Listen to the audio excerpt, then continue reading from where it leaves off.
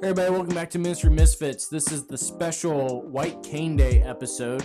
I believe this is episode actually 26? 26, I believe it should be, yeah. So Andrew, for those that don't know, explain a little bit about what White Cane Day is. Right, so White Cane Day is an international kind of focus day. There we go, awareness. That's the real word that I could not think of. We had this discussion with our guests about how they are better at English than us and they didn't believe us.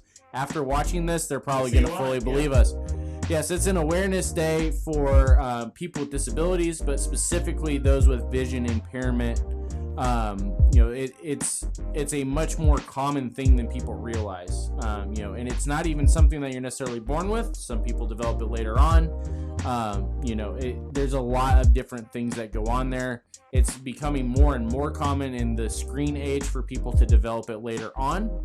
But this is today, October 15th, is the day that we are internationally kind of focused in on that community, honoring people like our guests who have achieved a lot, even with the disability, but then also just focusing in on how the communities that they are in, that we can come around them and help them and honor them and to see them succeed within society. Yeah, so it's been our honor and privilege that we get to interview the Yaqoobi family. Yaqoobi, thank you. And just hear a little bit about their story. And ultimately, I like to see at the end how the story just beautifully wraps up, comes together of how they talk about being a light in the darkness. Right, and so this is a little bit different than normal as far as the guests that we bring on. Normally we're talking to ministry leaders, we're talking to church leaders, we're talking theology.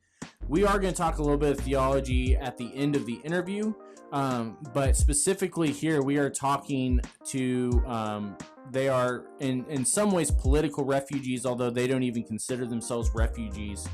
They were part of a UN commission doing a lot of the stuff that White Cane Day is supposed to be about.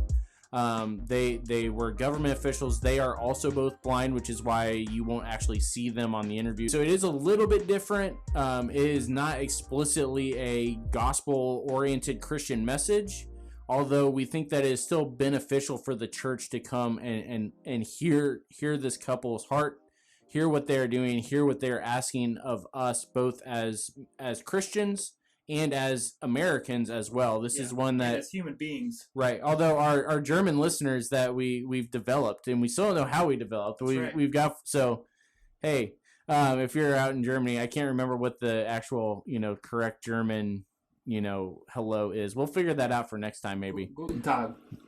Okay, that works. I know Perfektenschlag, but that's from The Office. So that may not actually be real. Probably not. So all that to say, this is something that the rest of us in the world need to hear as far as what we can do to help both people with disabilities in our own communities, but especially there in Afghanistan with the Taliban takeover and everything, as far as what we can do to practically and effectively help those that are still there, and especially those with disabilities. So we're going to take a quick break, hear from Courageous Clothing Company and our other sponsors, and then we will jump right into our interview with the Yaqoobi family. This episode of the Ministry Misfits podcast and this awesome shirt are brought to you by Courageous Clothing Company.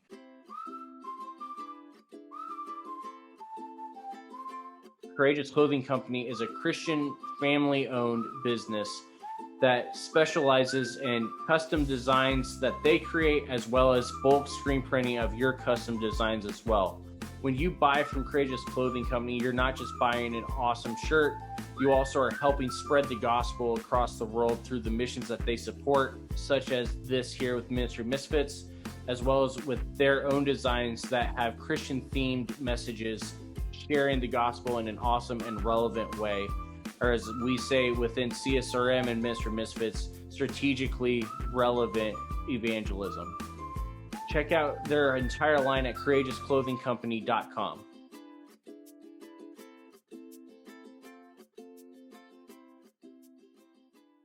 Hey everybody, welcome back to Ministry Misfits for this special White Cane Day episode, and we are very excited because we have the Yaqoobi family here with us, Benafsha and Medhi.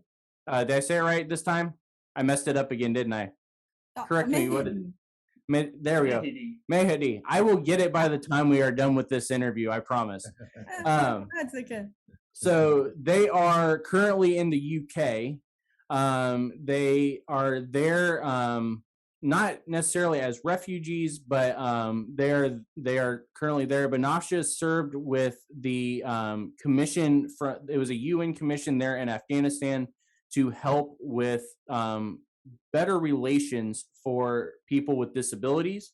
Part of the reason that we do not have them showing right now is that both of them are blind themselves, and so they wanted to come on today to talk a little bit about what the situation actually is, both in Afghanistan and internationally, for people with disabilities. That's why we're doing this today. White Cane Day is kind of a awareness day for people with the disability of being blind specifically, but not limited to that. But Yaqoobi family, welcome on to Ministry Misfits. Many thanks. Thanks. It's a pleasure. So you guys are currently in the UK, but you guys are obviously not from the UK. So give everybody a little bit of a background as to who you are and why you guys are coming on to talk about this specifically. Greetings to everybody who are listening to this episode, this special episode. Yeah, actually, we were both activists for the rights of people with disabilities and generally people with vulnerabilities in our country, with different activities that we had. But because of the Taliban takeover in our country, we had to leave the country because there was no room for us to freely being active for the rights of persons with vulnerabilities, specifically those with disabilities, and that's why we are now here. And thanks for the British government that evacuated us through the program, and now we are in the process of resettlement here in the UK. Yes, greeting from my side to you and all of your listeners. Thank you so much. It's my pleasure and a big privilege to I'm here and I can talk with you and your listeners. That's good day. So we are Afghan and we were in Afghanistan. I work as a commissioner for Afghanistan Human Rights Independent Commission. So I was commissioner and at this commission, and I worked in two areas. One area was protection and promotion of the rights of persons with disability, and the other was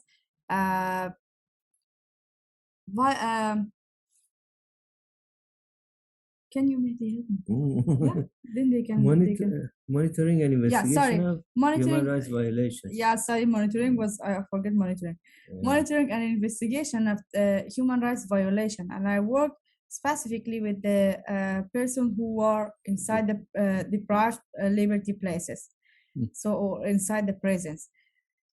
Oh, it was really traumatized, and it was really awful days that were there. We were there when the Taliban came to our city and our last government was collapsed.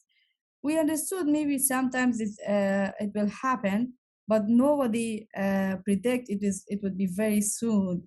And in 11 days, they took over all of the country. So it was really kind of shock for all people, even for whole superpower countries in here and there and all over the world.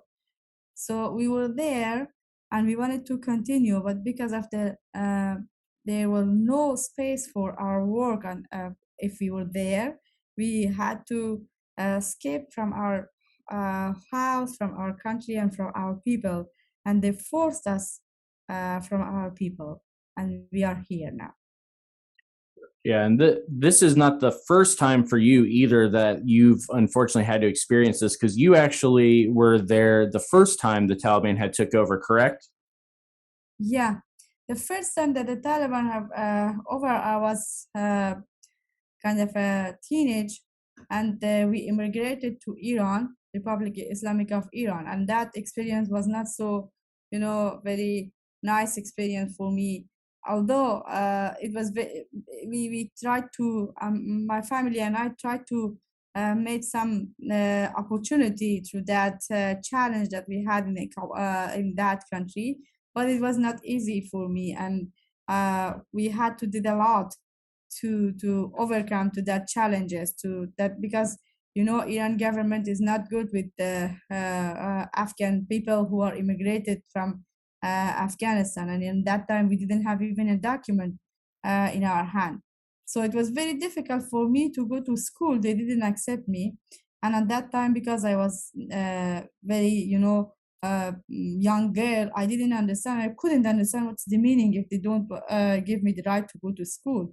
So I fought till we found an organization. It was non-profit organization, and they tried to help me at least to. I took my exams, and then I successful to going on my education till bachelor. So this was the thing that honestly encouraged me. And after this, my husband to when we go to Afghanistan, we will have an established kind of an organization to help persons with disability and with vulnerability, especially those persons who don't have any hope. And then when we went to Kabul, we established and found one organization in the name of Organization of Rahyab, and for rehabilitation of persons with vision impairment. This organization worked mainly for all persons with disability in general, in case of advocacy and raising awareness, and especially for persons with vision impairment in case of rehabilitation and education. That's good. And why don't you tell us about some of the inequalities that happen day to day that you've either personally experienced or you've heard of stories about, again, with people with disabilities that have been mistreated?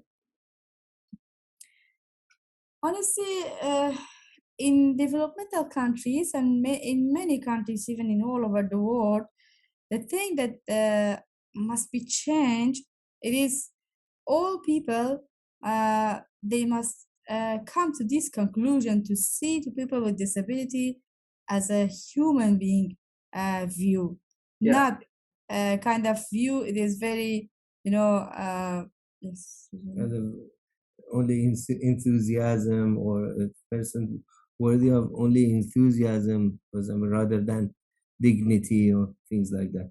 Yeah, That attitude, she means, that must be changed.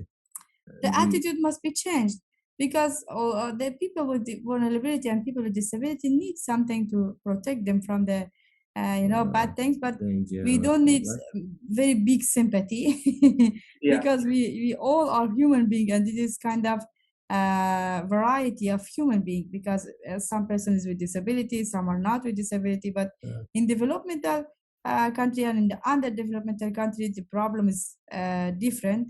So, for example, in the underdevelopmental country, maybe they have much more problems because the government is not with them, and they are not trying to protect them. So they may have kind of problem with their family as well, because some people think, oh, because she or he is with disability, maybe she or he cannot do anything. So if we try to help them, if we try to spend our money for these people, so it's kind of wasting the money and wasting the time and energy.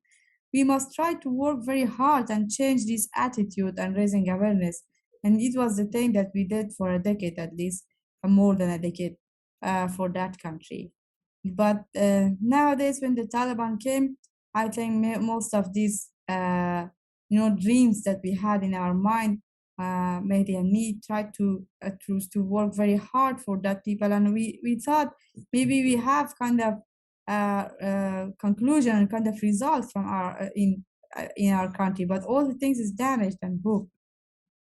Now let's go into that a little bit, because you guys did, you were in this commission spot for about a decade, and you guys were working to try to at least, even if you weren't able to change the attitudes of those in charge, you were at least trying to change the attitudes of people in the community, as well as give people with disabilities, especially those that are blind, better opportunity for education and for development and everything else. So why don't you share a little bit about the work that you were doing there in Afghanistan to see this? I know you guys did some different programmings, things like that, that were very effective, but unfortunately have pretty much ceased since the takeover. So why don't you give us a little bit of the work you guys were doing? I think Mehdi can start now. I must be a little bit quiet because I talk a lot. So, yeah. Actually, what we did in the organization of Rahyab, let's see, ORRSB, let's say ORRSB. So we would do different things. One was to demonstrate for the first time in Afghanistan by us the International Day of White Cane. That was a celebration or a memorial celebration which would be celebrated for many decades in the world, but in Afghanistan, at least since 2010, it began to be celebrated in different levels. Even these last years, in a very, very high levels in the government. But initially, it was celebrated by the ORRSB in Afghanistan. So that was an awareness and advocacy date on which an ethical law, if you say, was written and proposed to the UNESCO and the International Council for the Blind and to the world in order to define and to demand the needs and the requirements for a very, very dignifying and independent social and individual life for person with vision impairments. So that was the occasion of that day. So other things we did was regarding assistive education. We called it to assist inclusive education because our approach was to help students with vision impairments to be mainstreamed in public schools, and so they may be able to use public school environments to continue their studies. So what we did was to absorb them, recruit them as trainees. Then we would equip them with their needed equipments, for example, equipments relevant to persons with disabilities, vision disabilities, and then make them ready to go to public schools. And then actually, in the meanwhile, we would be in touch with their teachers and school staff to make and also families, to raise awareness among them, to have better behaviors with persons with vision impairments. Appropriate with their rights and in accordance with the laws and regulations. So another thing was vocational trainings. Vocational skills training, and we had, for example, some handicrafts courses for men and women, and also computer training courses for men and women. And we would make all young adults, men and women, able and capable of entering labor market. And that was what we did in case of rehabilitation and assistive education. And we try to make them ready to go to labor market, and through these classes, through computer classes and handicraft, and then some other vocational classes, it was very custom in Afghanistan. So we sent some of these person with disability to labor market, and then we advocated to the government employed them because they were capable. For example, they finished their education from the university, but because they didn't understand how can they write and read the way that all people can understand. So when they learned computer, they are capable for going to the ministries, in governmental ministries and non-governmental even. So we advocated, and that time 12 of persons with disability, they was employed by the government. And 1 year later, we advocated with Attorney General office, because before I going to the commission, I was attorney, and through that advocacy, we tried to send some of other people with disability, including person with vision impairment, who know computer, and who could who were capable for working there. We send them to the Attorney General office, and already they employed from Attorney General office, and they worked there. But unfortunately, most of the achievement was, kind of, now when I'm thinking back, most of our achievements was, I cannot say all the things was broke and damaged, but at least I can telling you it's standby kind of. So were both of you the ones maybe rewriting or coming up with the curriculum for the education system, or were you working with a specific team to make this all happen?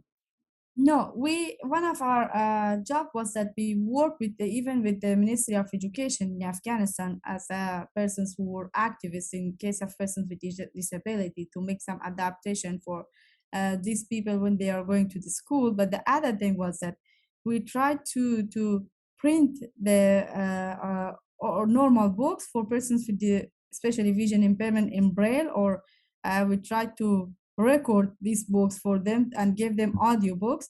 And it was not so difficult for them to go to their schools. And even 2 years ago, we had a exam in Afghanistan. There is an exam when the person finished their school. There is an exam, and the person go to university entrance exam. Yeah. And one of our students and our beneficiaries was he got the first the first grade between all person in the concours of person all person there in Kabul.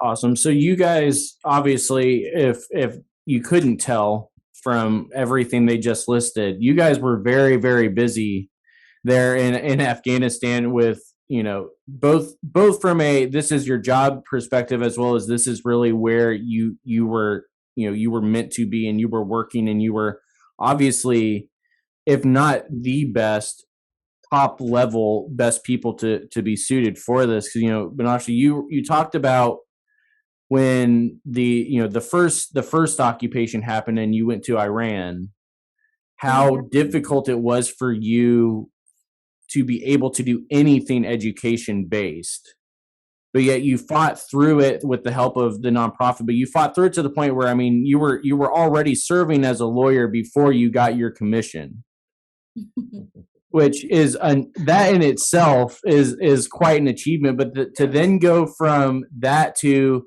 now you are working within the government to prevent this from happening again. That is an incredible journey in a very short amount of time, relatively speaking. You guys, though, are not just now relaxing there in the UK, because your work has not stopped, even though you are no longer in Afghanistan. Give us a little bit of insight into what is the work that you guys are now doing there where you guys are at now. Many thanks. Now we are trying to work through Hope Fund, and you may tell about Hope Fund, or maybe tell about that, or we are trying to help people with disability and help people who are with different vulnerability in Afghanistan, and they don't have any hope there nowadays, because most of the doors are closed to them, especially for girls and even for boys. They are trying to go to school, but their school is not normal school, not like before school. Even most of their teachers, they cannot go to the to the classes, because the teachers, they didn't have their female salary. The female teachers were not with them, so most of them, they are in primary school. How can they see their teachers? So this is one problem. And the other side, we have most of persons with disability now, they are jobless. They're just sitting in their homes and they don't have any hope. So now we are trying to continue our job, and we are looking for help and support to continue our job. And nowadays we have a kind of homeschool program for those people who are inside their homes, girls and boys. And for boys, if they are going to their school, we are trying to equip them with some things it is their need, kind of braille paper, kind of the books, the things that they need, white cane, this and that, because we had some in Kabul and we left them behind. And then for those who cannot go to school, we are trying to send some people to their houses, and then we educated them. We are trying to have attention to their spiritual and physical and just physical needs, physical and spiritual needs, because this both is very important. And although we have this plan to try to do some help through their feeding, because maybe these days, as you know, the medicine and food is a big problem in Afghanistan, and most of our people are under the power line. poverty line. Poverty line, sorry, under the poverty line. line. So this is very difficult for a family. And the bad thing is that many families, they have persons with disability in them or inside them, or children with disability. They have, they have more children. Maybe they have 7, 8, 9 children, and if 1 or 2 is with disability, and but they may have lack attention to this person, because they said, okay, so now everything is finished. So if we want to work with this, that's good that we work with these children. They are without any disability, because they are maybe useful, and the other persons who are with disability, they don't know they are useful as well. So we are trying to work in this area. And the other thing is very important for us. We are trying to mobilize persons with disability in their houses even. We are trying to work and help them to be independent in the future, and they can continue their life. Although feeding them in these days is very important, but we have a slogan: when you have knowledge in your mind, nobody can steal your knowledge if they can steal all the things that you have. Wow, So that we're is very trying to powerful. continue our education with them, because they can use it. Yeah, and you've mentioned how key education is in the system, and just the reformation that you guys are specifically working on, and then also a lot of the government changes that needs to happen, but also the transformation in people's hearts. I'm almost also curious as well, how does the healthcare field and even hospitals play effect into just some of the mistreatment of people with disabilities, or financially what support is out there for families? The big problem that we have we had in Afghanistan, and nowadays we have more than maybe some months ago, it is the mistreatment, and even the some of the family, they didn't get the vaccination. For example, till now we have in Afghanistan polio. Polio is we don't have this disability in most of the country. This disease. This Polio disease. is a disease, and Polio that is a leads disease, to yeah. paralysis. But in Afghanistan we have. And then the other thing is that when some pregnant women go to the doctors because of treatment, and because even nowadays, because the lack of medicine, their children became with disability and come to this world with disability. And the other thing, we have kind of very close relative marriage. And because of this, in most of our students, they are 3 and 4 or 5. Even we have one family, there are 6 children with disability, and they are very, very poor people, because they have a very close relative marriage, and because there is no genetic. So because of these things, we have many children with disability and teenager and young people with disability. They think that if I'm right, I don't know if in UK maybe there is not much children with disability, as somebody told me, but I'm not sure. because here we have kind of good treatment, maybe good behavior towards this and vaccination, this and that. But in Afghanistan, we have young person with disability, children with disability, teenager with disability, and this is really bad, a challenge, a big challenge. So, while as we're about to be out of time here, but we wanted to make sure what you just talked about there brings us to this point anyway. How can people here in the U.S. Effectively help the work that you guys are doing and the work that your guys' organization is doing, both from a political standpoint and also, our target audience are ministers and church leaders. So how can churches here in the U.S. be able to help you guys effectively reach out to these people with disabilities, whether it's there in the UK or whether it's back home in Kabul? What can we do here that will actually be able to effectively help you guys in the work that you are doing? If they want to support us, the churches can support us to serve people with disability there. They can do it through hope.org, and that's very.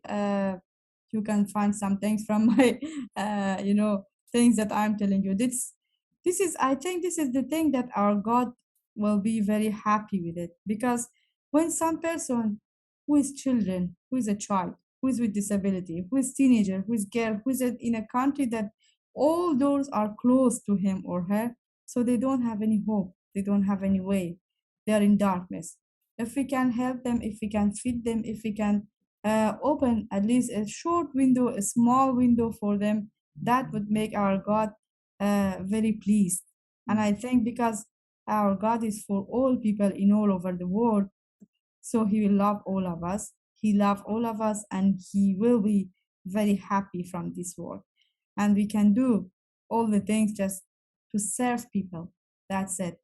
And about the politics, I have a request from President Biden to please sign the policy. It's in your desk, on your desk, that is special visa for all women leader, because we can at least take some of the women leader from that country who are under dangerous, and their life is under very bad and big threat, so we can save them from that big problem. And inside that country, at least we can do something, because we cannot say we will take all Afghan people out, because there is 30 million people, and from these 30 million people, maybe some of them are persons with disability. Through one research in 2019, the Asia Foundation was that more than 14% of Afghanistan population, they are with severe disability. So how can we take all of these people out of that country? They're in rural parts, they're in provinces. So we must find a way to help these people, to be with them, even and although we are far from them, but they are in our heart. So, confirming these things, I can add a point, that is to have, my address is the international community, the US government, the EU and the UK, etc., to have such kind of intervention or interaction with the new ruling system, so that they can only be comfortable to rule the country if they respect the rights and privileges of all layers of the society, including those with vulnerabilities and more specifically persons with disabilities. So that is and has been our request from the international community to interact with the new system, to make them consider these key and important things.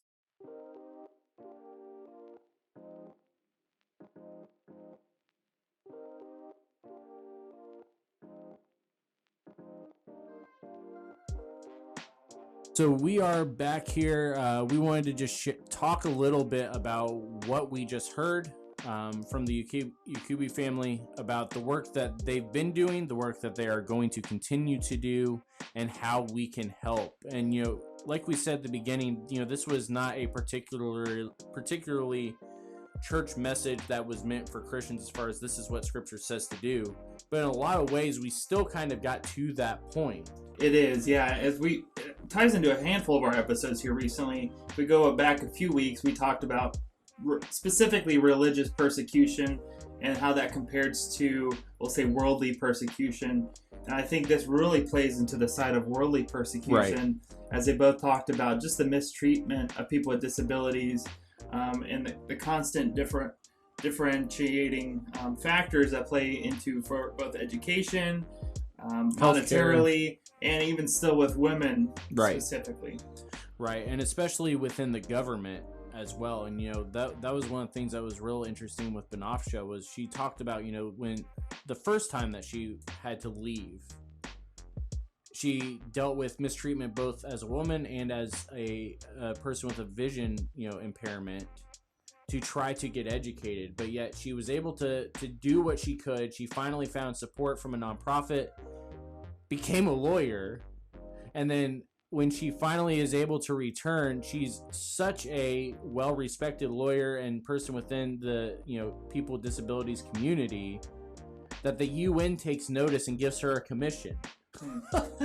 You know, that is not a easy task to do. No. And it, especially considering that she is vision impaired and she is a woman, it makes it all the more remarkable that she got to that point. And, you know, we understand that this definitely is a God thing for her to be in this position because she is perfectly suited. And even though, you know, she would not necessarily use these terms, you know, the holy discontent for her people, both Afghani and people with disabilities, was definitely on full display just hearing them share their story. Yes, and that's why, like you said, there is a religious aspect to it of the Imago Dei. We're made in God's image.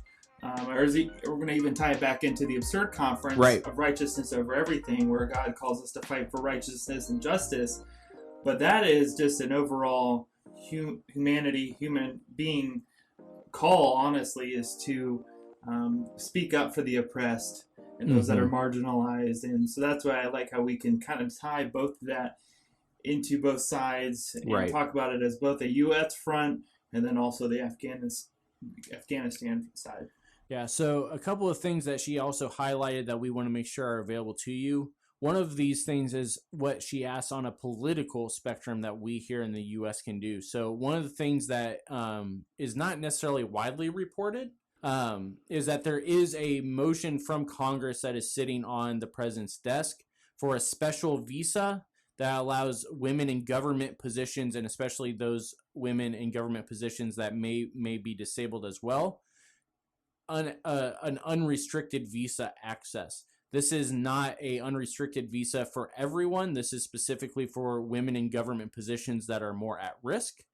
So that would be something that, you know, you as citizens here in the U.S. would be able to talk to your senators, your state representatives, talk to your federal senators, your federal representatives, to try to get some momentum for that.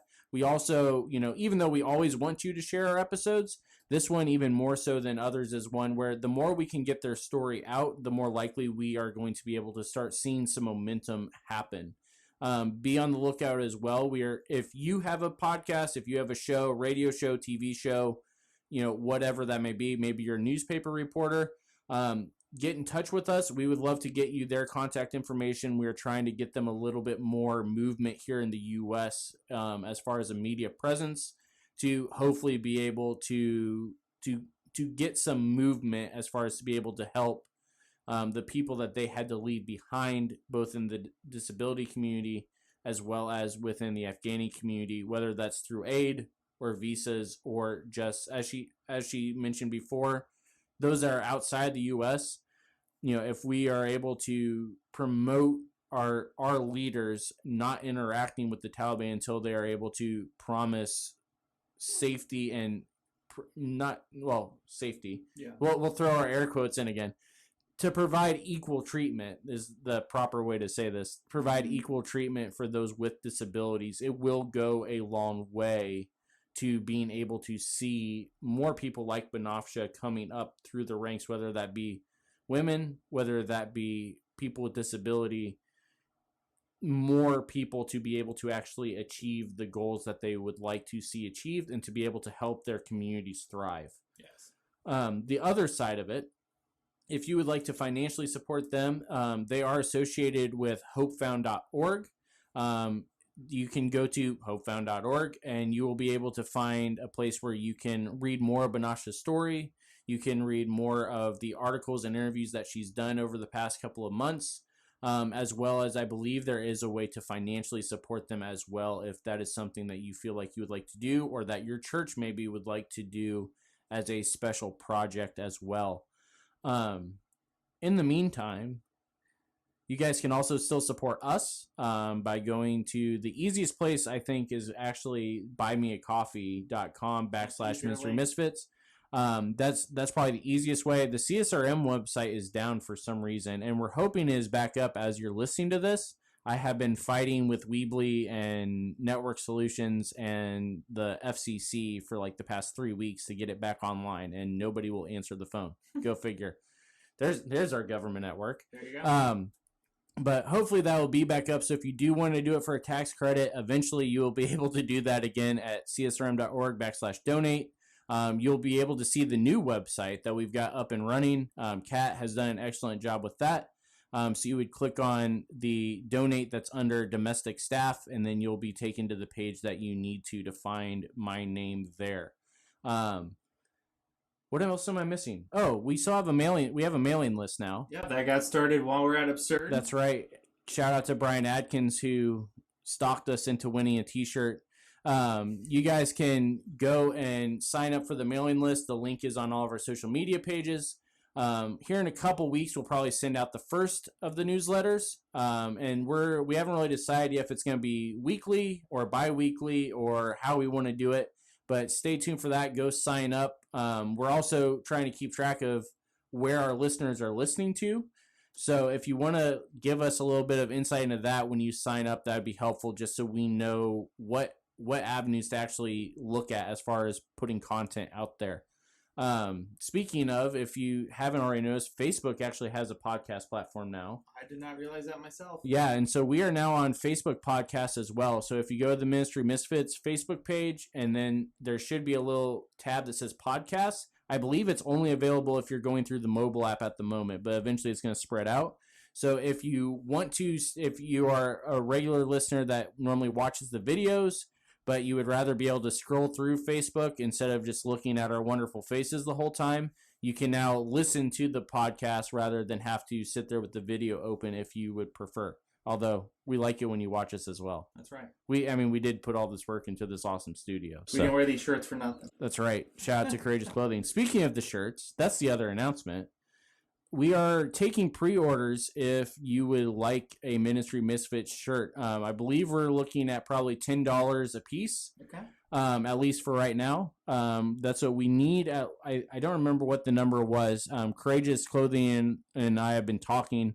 Once we reach the number we need for pre-orders, then we will order a batch and we will, take your money at that point, and get all that stuff sent out and potentially get a store page going on the website or on Facebook, because Facebook actually has a storefront now too. Yeah, that is nice to use. I know. I have used that. Don't know that we necessarily want to keep giving Zuckerberg high praise, but we'll take all the little apps he's going to give us, at least for now, that's going to make it easier on us to manage. Mm-hmm. So that's another way that you can do that. We also can we still have some stickers that we'll sell for 50 cents a piece. Sound good? Yeah, or you can find us at obviously, an event and get it for free. Right, or just come to an event, which if you have an event that you'd like us to come to, let us know. We'll see if we can work it out. We've been all over the place the past couple of months. We think we finally have it somewhat figured out now how to do these things, because, neither one of... Well, you've been doing this for a long time. I know how to travel. Yeah, I just don't know how to set up the equipment. Right. I know how to travel and set up the equipment, but you're the one that actually knows what equipment we need. So, it works.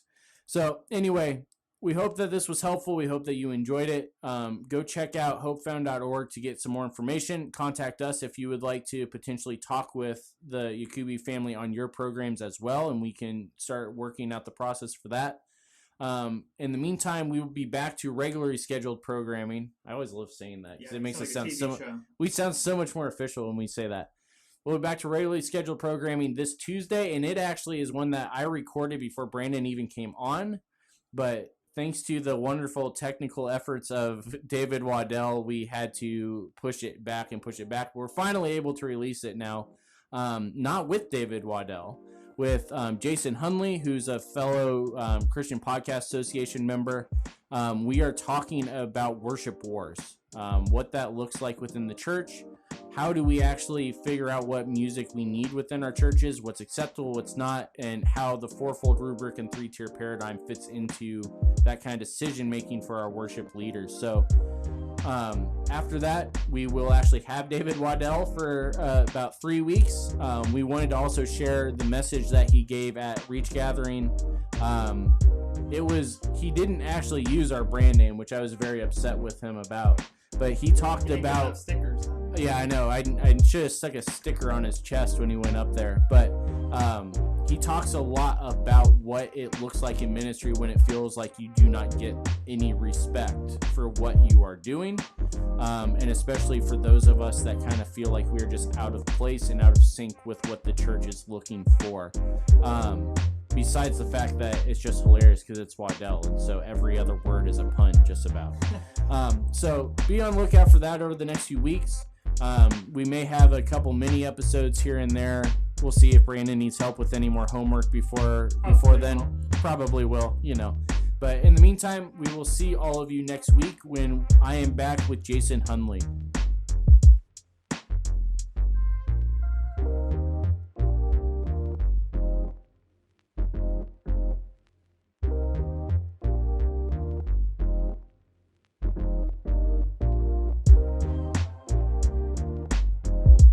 The Ministry Misfits podcast is a production of Overwhelming Victory Flicks, Overwhelming Victory Radio, and Ministry Misfits Media. Dr. Greg Linville and Andrew Fouts are our executive producers, and Brandon Simmons is associate producer. Our music is provided by Morning Light Music and is titled Rain.